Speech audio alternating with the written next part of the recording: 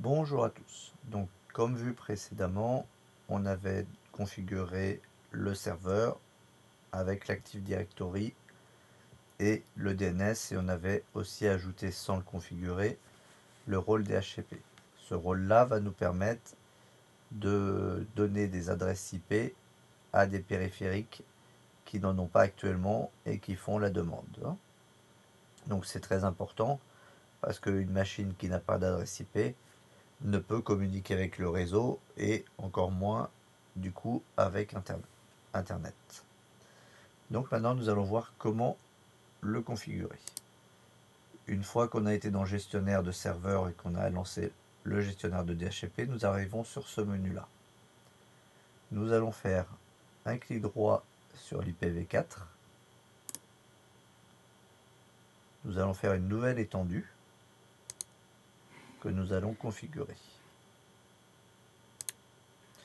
Ici nous allons donner un nom parce que il peut y avoir plusieurs étendues de DHCP configurées sur un même serveur.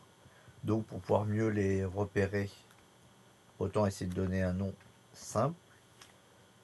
Bon, ici, comme c'est un serveur de test, nous allons l'appeler DHCP test.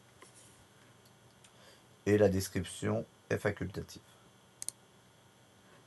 Ensuite, ici, nous allons mettre l'adresse, les séries d'adresses que nous allons pouvoir attribuer qui vont pouvoir être attribuées par le serveur DHCP.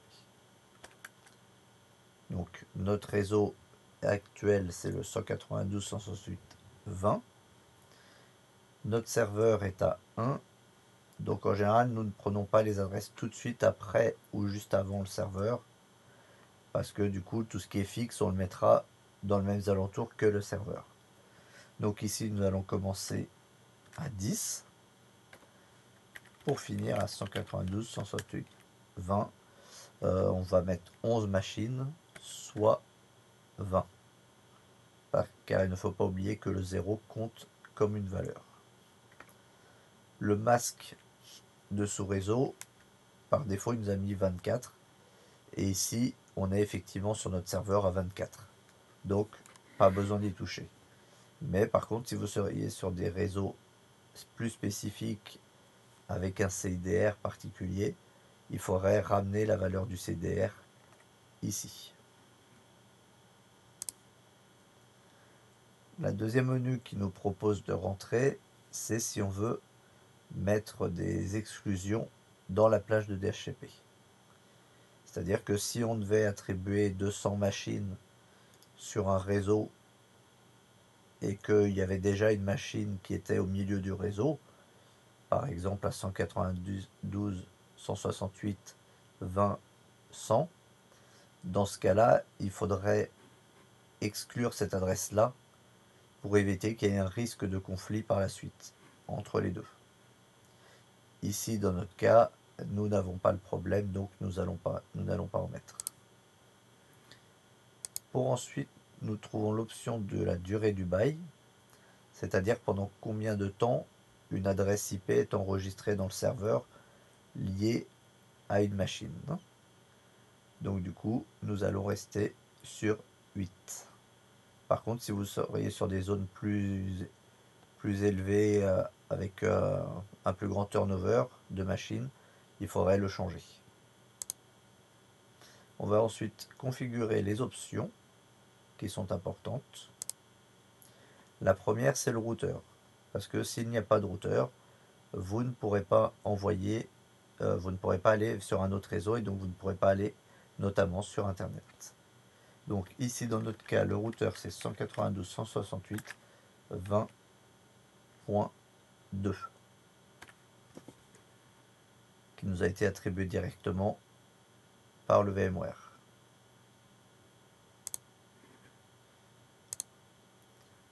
Ensuite, ici, c'est les DNS. Donc on retrouve des DNS qu'on avait déjà rentrés, mais on va rajouter aussi le DNS de notre serveur lui-même. C'est-à-dire 192.168.20.1. Et pour faciliter les choses, si après du coup on remet des informations dedans, on va le monter en premier. Ensuite, le serveur Wins, nous ne toucherons à rien. Et pour finir, nous allons activer cette étendue. Voilà. Si on déplie l'IPv4, nous allons voir que nous voyons bien notre étendue.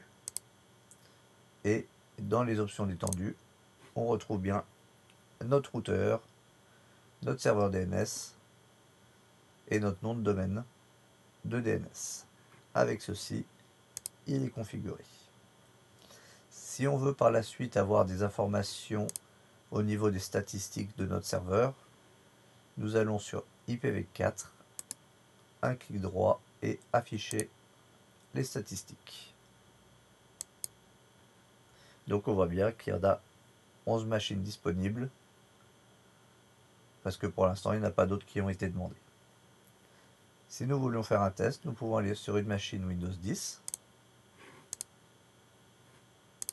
faire un ipconfig/renew pour redemander une nouvelle adresse IP.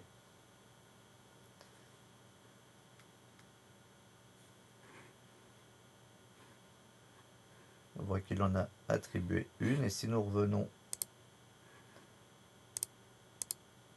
ici, nous voyons bien qu'il y en a maintenant 10 de disponibles et une d'utilisée, qui est celle qu'on a fait. Et donc voilà, avec ça, si vous pourrez refaire vous-même l'exercice, et c'est d'ailleurs ce que vous allez bientôt faire. À bientôt.